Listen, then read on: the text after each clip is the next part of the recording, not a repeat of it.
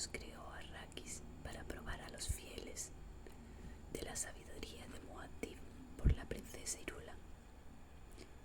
En la tranquilidad de la caverna, Jessica oyó el crepitar de la arena sobre la roca mientras la gente se movía. La distante llamada de pájaros que Stilgar había dicho eran señales de sus centinelas. Ya habían quitado de las aberturas de la caverna los grandes sellos de plástico. Jessica vio cómo las sombras del atardecer avanzaban por las rocas y por la depresión que se extendía bajo ella. Sintió que el día llegaba a su fin, tanto en el calor seco como en las sombras. Sabía que su adiestrada conciencia no tardaría en proporcionarle eso que sin duda los Fremen ya temían, la capacidad de sentir hasta el más mínimo cambio en la humedad del aire. Cómo se habían apresurado a ajustarse los destiltrajes cuando abrieron la caverna. Alguien empezó a cantar en las profundidades de la caverna. Imatraba Okolo y Corenya Okolo. Jessica tradujo mentalmente. Esas son las cenizas y esas las raíces. La ceremonia funeral por Yamis había comenzado. Contempló el ocaso arraqueno, las franjas de color que se desplegaban en el cielo.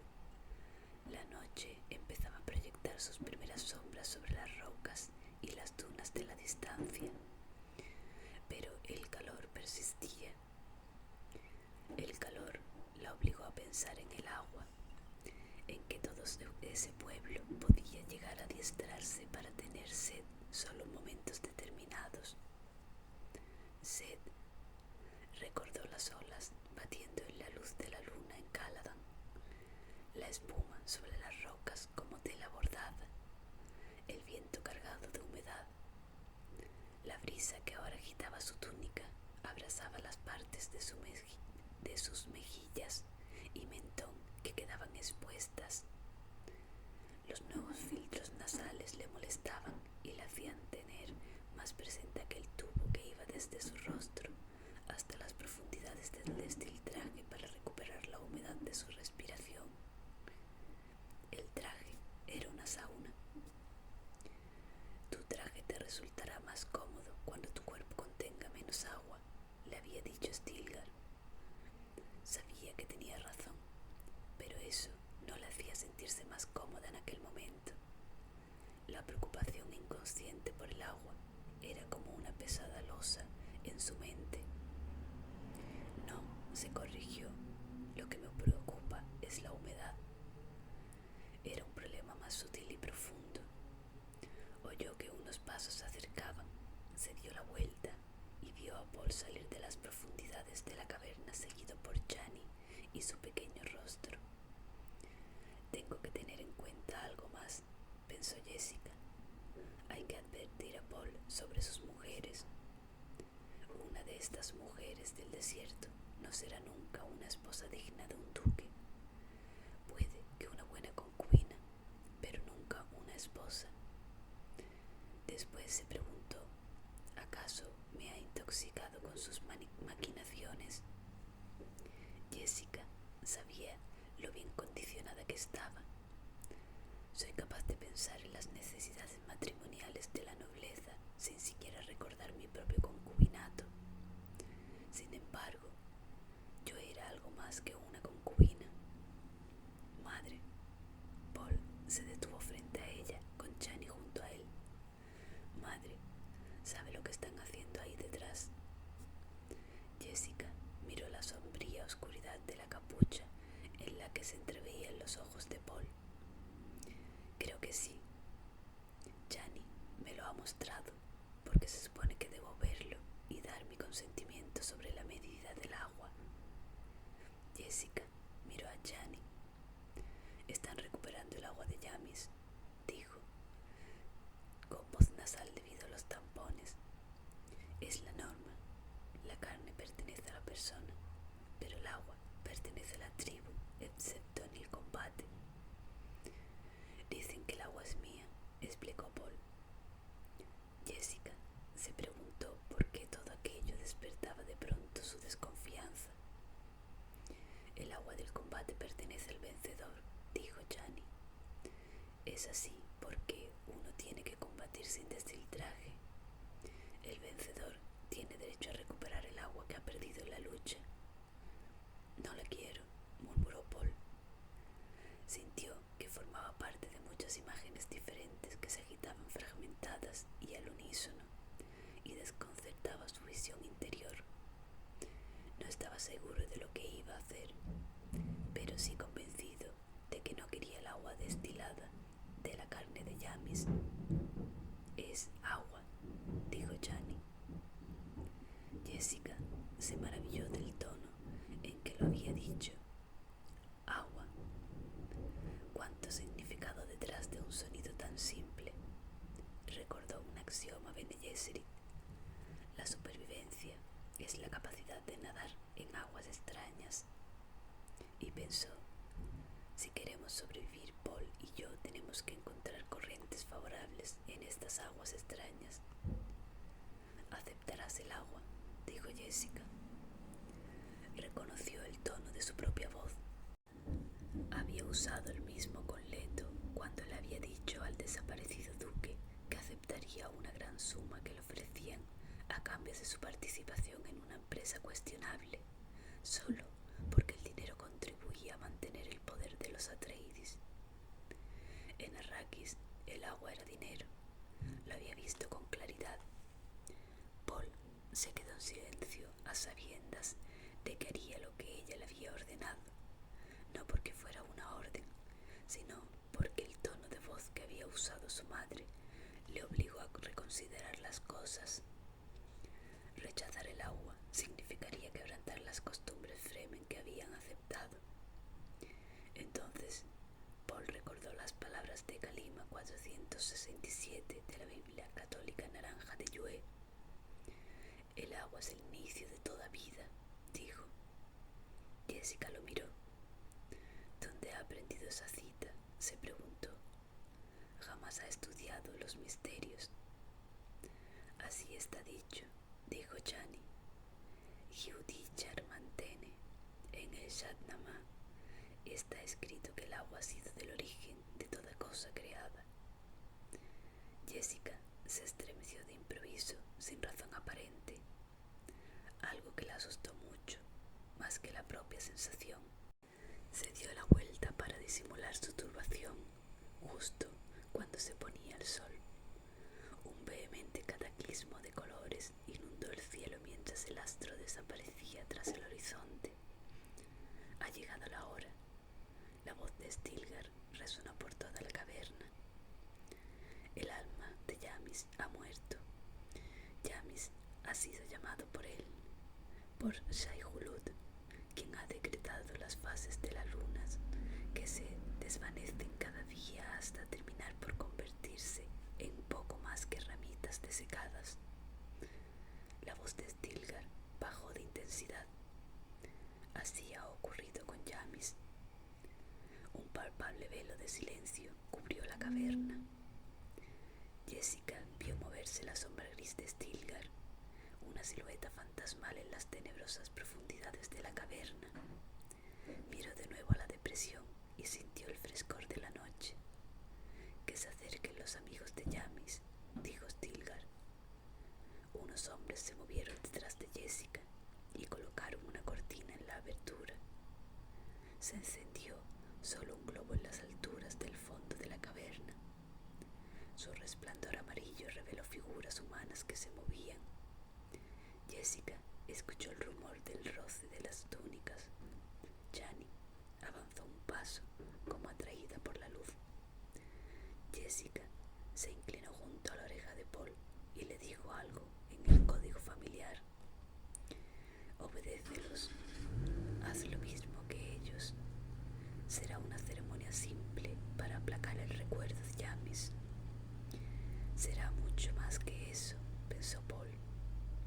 Experimentó una sensación lacerante en lo profundo de su conciencia, como si intentara aferrarse a algo que estaba en incesante movimiento. Chani se deslizó junto a Jessica y la cogió de la mano. Ven, Sayadina, debemos sentarnos apartadas. Paul los observó mientras se perdían entre la sombra y lo dejaban solo. Se sintió abandonado. Los hombres que habían colocado la cortina se acercaron a él. Ven, Usul. Dejó que lo guiaran y luego lo empujaron hacia el interior de un círculo de gente que se había formado alrededor de Stilgar, que se encontraba de pie bajo el globo y junto a un objeto informe y anguloso cubierto con una túnica que reposaba en el suelo de roca. Los asistentes se acuclillaron en el suelo a un gesto de Stilgar y sus túnicas sisearon al hacerlo. Paul hizo lo propio, miró a Stilgar y se dio cuenta que bajo el globo que tenía encima sus ojos parecían dos profundos pozos y la tela verde brillaba alrededor de su cuello. Después, Paul dirigió su atención hacia el bulto cubierto que Stilgar tenía a sus pies y reconoció el mástil de un baliset que sobresalía de la tela.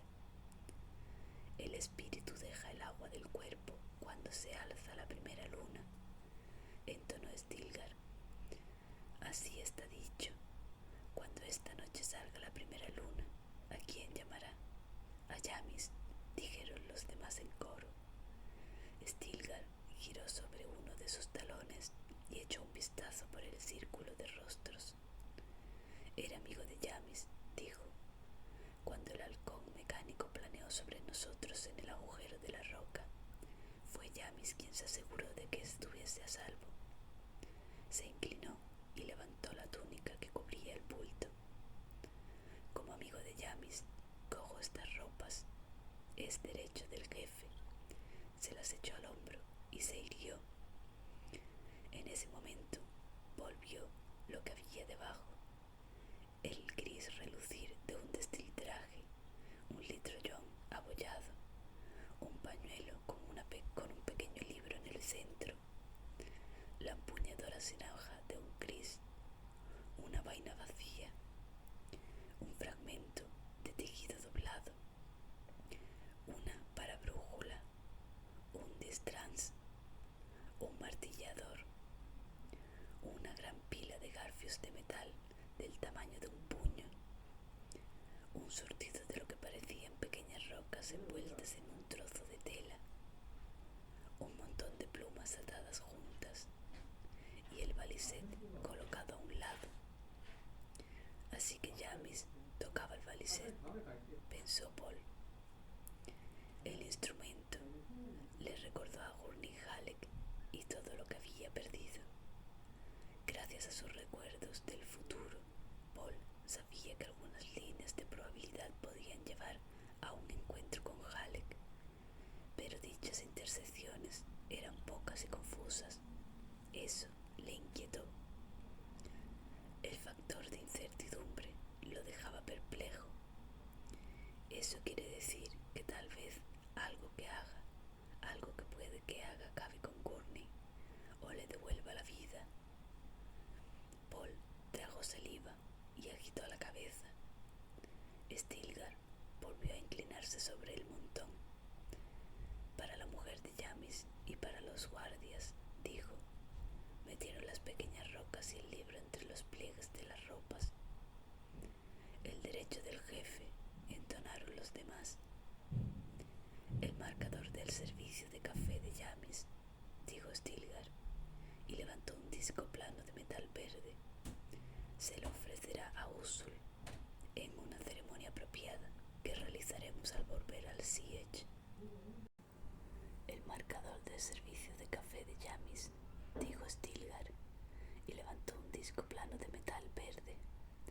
Se le ofrecerá a Usul en una ceremonia apropiada que realizaremos al volver al Siege.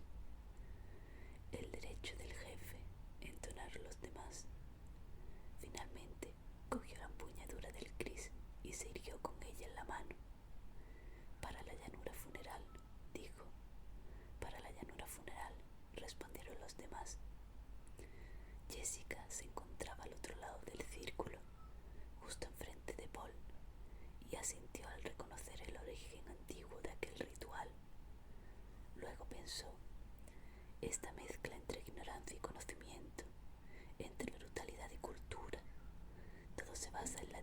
crueldad con la que tratamos a nuestros muertos. Miró a Paul y se preguntó: ¿se habrán dado cuenta? ¿Sabrá lo que debe hacer? Somos los amigos de Yamis, dijo Stilgar. No lloramos a nuestros muertos como una bandada de Garbag. Un hombre de barba gris que estaba a la izquierda de Paul se puso en pie. Yo era amigo de Yamis, dijo. Avanzó hacia el montón y cogió el distrans. Cuando me faltó el agua en el asedio de los 2 pájaros, Yamis compartió conmigo la suya. El hombre regresó a su lugar en el círculo. ¿Se supone que yo también debo decir que era amigo de Yamis?, se preguntó Paul. Esperan de mí que coja algo de ese montón. Vio que los rostros se giraban hacia él durante un instante. Sí que lo esperan. Otro hombre en la parte opuesta a Paul se levantó, se acercó al montón y tomó la parabrújula. Yo era amigo de Yamis, dijo. Cuando la patrulla nos sorprendió en el recodo del risco y me hirieron, Yamis los distrajo y consiguió que los demás nos salváramos. Volvió a su lugar en el círculo. Paul vio de nuevo que las caras se giraban hacia él y captó la expectación que emanaba de ellos. Bajó la mirada, le tocaron con un codo y una voz susurró: traerás la destrucción sobre nosotros. ¿Cómo voy a decir que era su amigo?, se preguntó Paul. Otra silueta se separó del círculo frente a Paul y cuando el encapuchado rostro llegó a la luz, reconoció a su madre. La mujer tomó un pañuelo del montón. Yo era amiga de Yamis, dijo. Cuando el espíritu de los espíritus que estaban en él vio lo necesaria que era la verdad, aquel espíritu lo abandonó y perdonó a mi hijo. Jessica regresó a su sitio. Paul recordó el desprecio en la voz de su madre cuando, tras el combate, le había dicho: ¿cómo se siente uno al convertirse en un asesino? Los rostros se giraron hacia él una vez más y sintió rabia y miedo en el grupo. Paul recordó un fragmento de un librofilm que su madre le habría proyectado una vez sobre el culto a los muertos. Supo lo que tenía que hacer. Paul se puso en pie, despacio. Un suspiro se elevó por todo el círculo. Paul notó que su yo disminuía progresivamente a medida que avanzaba hacia el centro del círculo. Era como si hubiese perdido una parte de sí mismo y supiera que iba a encontrarla allí. Se inclinó sobre el montón de objetos y cogió el balisete. Una cuerda resonó suavemente al rozar con algo de la pila. Yo era amigo de Yamis, murmuró Paul en voz baja. Notó que le ardían los ojos. Se esforzó en hablar más alto. Yamis me enseñó que cuando uno mata, tiene que pagar por ello. Me hubiese gustado poder conocerlo mejor. Regresó a su lugar en el círculo y se dejó caer en el suelo de roca, sin ver nada de lo que le rodeaba. Una voz siseó: ha derramado lágrimas. Se levantó un murmullo por todo el círculo. Usul ha dado humedad al muerto. Unos dedos le rozaron las mejillas húmedas y oyó exclamaciones ahogadas. Al oír las voces, Jessica percibió la importancia de lo ocurrido y se dio cuenta de las terribles inhibiciones frente al hecho de derramar lágrimas. Se concentró en las palabras: ha dado humedad al muerto. Las lágrimas eran un presente al mundo de las sombras. Sin duda serían sagradas. Nada de lo que había visto en aquel planeta le habían dejado tan claro la gran importancia que tenía el agua. Ni los vendedores de agua, ni la piel deshidratada de los nativos, ni los destiltrajes o las leyes de la disciplina del agua. En aquel lugar, en una sustancia mucho más valiosa que todas las demás, era la vida misma, entremezclada con ritos y simbolismos. Agua. He tocado su mejilla, susurró alguien. Es rostro habían alarmado a Paul en un primer momento. Apretó con fuerza el frío mástil del balisét, tanto que hasta las cuerdas se le clavaron en las palmas. Luego vio los rostros tras las manos que se extendían hacia él, esos ojos desorbitados y maravillados. Después las manos se retiraron y prosiguió el funeral. Pero ahora había un vacío sutil alrededor de Paul. Los demás se habían apartado de él para honrarle con una soledad respetuosa. La ceremonia terminó con un canto grave. La luna llena te llama. Verás a Shai Hulud. Roja la noche, oscuro el cielo, sangrienta la muerte que has tenido. Rogamos a la luna, su faz es redonda, nos traerá suerte y abundancia, y aquello que siempre hemos buscado en el país de la sólida tierra. A los pies de Stilgar solo quedaba un saco abultado. Se acuclilló y apoyó las manos sobre él. Alguien acudió a su lado e hizo lo propio. Paul reconoció el rostro de Chani bajo las sombras de la capucha. Yamis llevaba 33 litros y 7 dracmas y un tercio del agua de la tribu, anunció Chani. Yo la bendigo ahora en presencia de una sayadina. Ekeria Kairi. Esta es el agua. Fille sin follasi, de Paul Muad'Dib, Kibia Kabi, nunca más. Nakalas, nakelas, lo que debe ser medido y contado. Ukairan, por los latidos del corazón, yan, yan, yan, de nuestro amigo Yamis. Se hizo un silencio brusco y profundo, y luego Chani se giró y miró a Paul.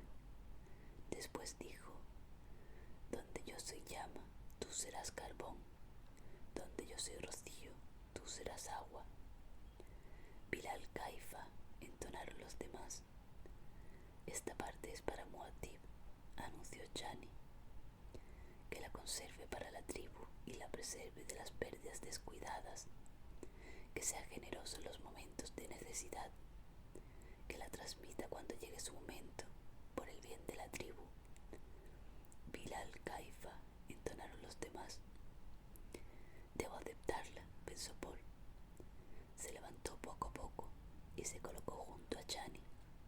Stilgar dio un paso atrás para dejarle sitio y se quitó el balisét de la mano con cuidado. Arrodíllate, dijo Chani. Paul se arrodilló. Llevó las manos al saco de agua y las dejó apoyadas sobre la resistente superficie. Por esta agua la tribu te acepta, dijo. Yamis la ha abandonado. Cógela en paz. Se levantó y tiró de Paul para que hiciese lo propio. Stilgar le devolvió el balisét y abrió la palma de la otra mano para mostrarle una pequeña pila de anillos metálicos. Paul los miró y vio que eran de tamaños diferentes y que brillaban bajo la luz del globo. Chani cogió el más grande y se lo puso en un dedo. 30 litros, dijo. Fue cogiendo el resto, uno a uno a medida que se los enseñaba a Paul, y los contaba.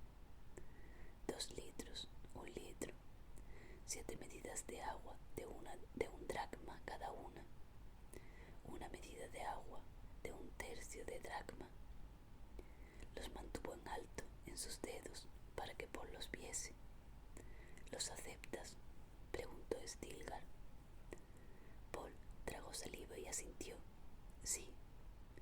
Después te enseñaré cómo sujetarlos a un pañuelo para que no tintineen y traicionen tu presencia cuando necesites silencio, dijo Chani al tiempo que le tendía la mano.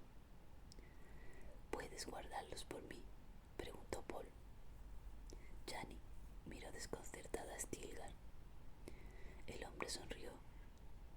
Paul Muad'Dib, que es Usul, aún no conoce nuestras costumbres, Chani, dijo. Guarda sus medidas de agua sin compromiso hasta que llegue el momento de mostrarle cómo llevarlas. Ella asintió, cogió un pedazo de tela de debajo de su ropa y lo pasó por los anillos, los ató por debajo y por encima con un nudo complicado. Titubeó y luego se los metió en el fajín bajo la túnica. Hay algo que se me ha escapado, pensó Paul. Notaba una burla irónica a su alrededor, cierto aire desenfadado que su mente relacionó con un recuerdo de su memoria presciente. Medidas de agua ofrecidas a una mujer, un ritual de noviazgo. Maestros de agua, llamó Stilgar. Los demás se alzaron entre el siseo de las túnicas.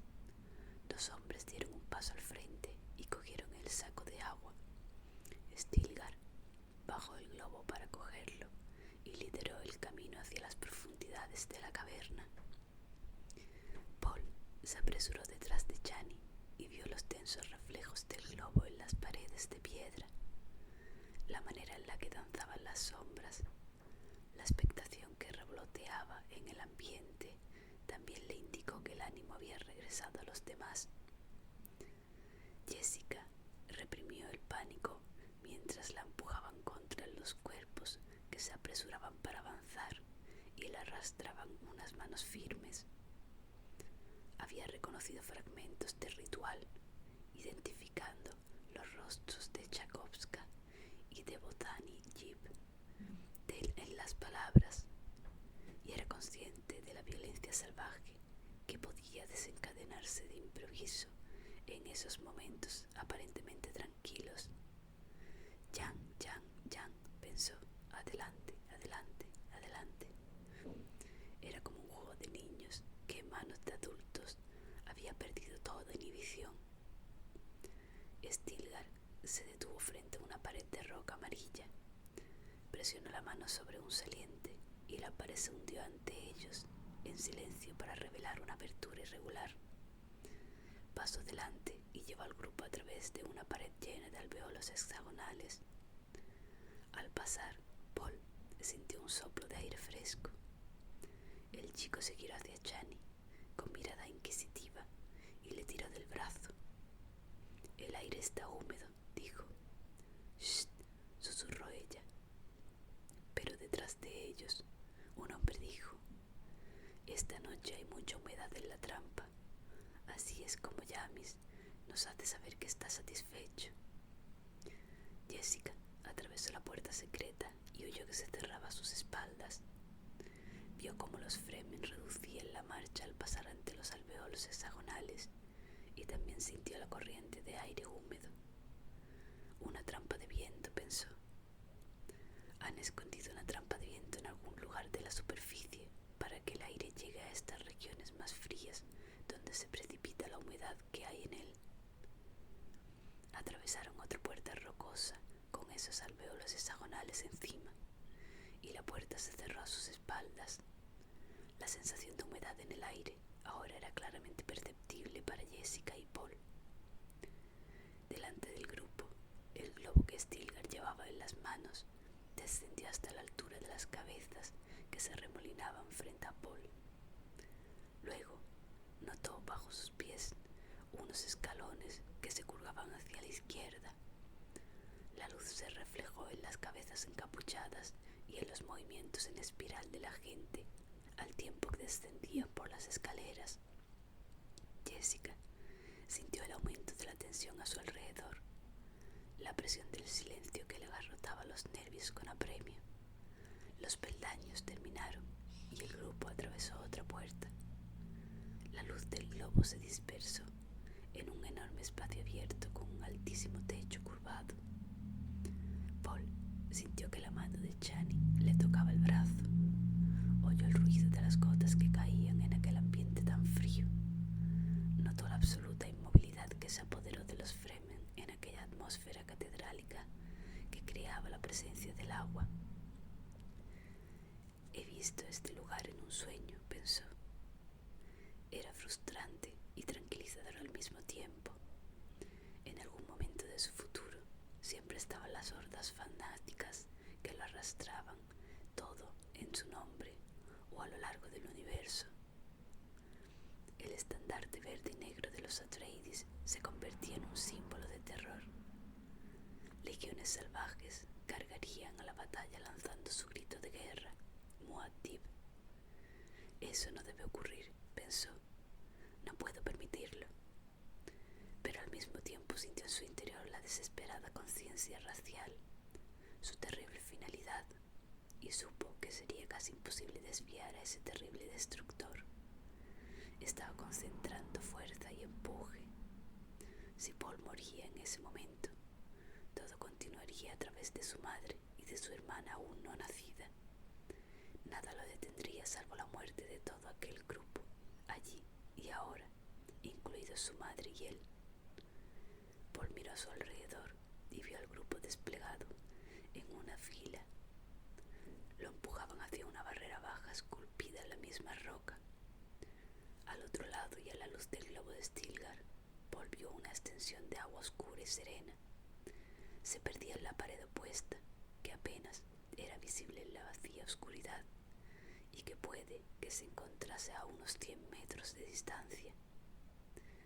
Jessica sintió que su piel deshidratada se distendía en sus mejillas y su frente a causa de la humedad del aire. El estanque de agua era profundo. Sintió dicha profundidad y reprimió el deseo de hundir las manos en él. Se oyó un chapoteo a la izquierda. Miró a través de la sombría fila de Fremen y vio a Stilgar, con Paul a su lado, y a los maestros del agua que vertían su saco al estanque a través de un medidor de flujo. El medidor era un ojo gris y redondo que se encontraba a orillas del estanque. Vio que el puntero se movía a medida que el agua fluía a través de él y que se detenía en los 33 litros, 7 dracmas y un tercio. Una magnífica precisión en la medida del agua, pensó Jessica, y se dio cuenta de que las paredes del medidor no retenían el menor rastro de humedad tras el paso del agua. El agua resbalaba por las paredes sin resistencia alguna. Era un hecho simple, pero que hablaba muy bien de la tecnología Fremen. Eran perfeccionistas. Jessica se abrió camino a través del grupo hasta llegar a Stilgar. Le dejaron pasar con una cortesía muy natural. Notó la mirada ausente de los ojos de Paul, pero el misterio de ese gran estanque de agua dominaba sus pensamientos. Stilgar la miró. Algunos de los nuestros tienen urgente necesidad de agua, explicó. Sin embargo, pueden venir hasta aquí y no tocarla. ¿Lo entiendes? Lo creo, respondió ella. Stilgar miró hacia el estanque. Hay más de 38 millones de decalitros, dijo, ocultos y bien protegidos de los pequeños hacedores, a buen recaudo. Un tesoro, dijo ella. Stilgar levantó el globo y miró directamente a los ojos. Es mucho más que un tesoro. Tenemos millares de escondrijos como este. Solo unos pocos de los nuestros los conocen todos. Ladeó la cabeza y el globo acentuó las sombras amarillas en su rostro y en su barba. ¿Oís eso? ¿Escucharon? El gotear del agua, precipitada por la trampa de viento, llenaba la vasta sala con su presencia. Jessica vio el éxtasis reflejado en los rostros del inmóvil y fascinado grupo. Solo Paul parecía ajeno a esa sensación. Para él, el sonido de cada gota era un instante más que pasaba. Sentía el fluir del tiempo, momentos que no podían ser recuperados. Sintió la necesidad de tomar una decisión, pero era incapaz de moverse. Hemos calculado nuestras necesidades con precisión, explicó Stilgar. Cuando hayamos alcanzado la cantidad requerida, podremos cambiar el rostro de Arrakis. Un murmullo de respuesta surgió en todo el grupo.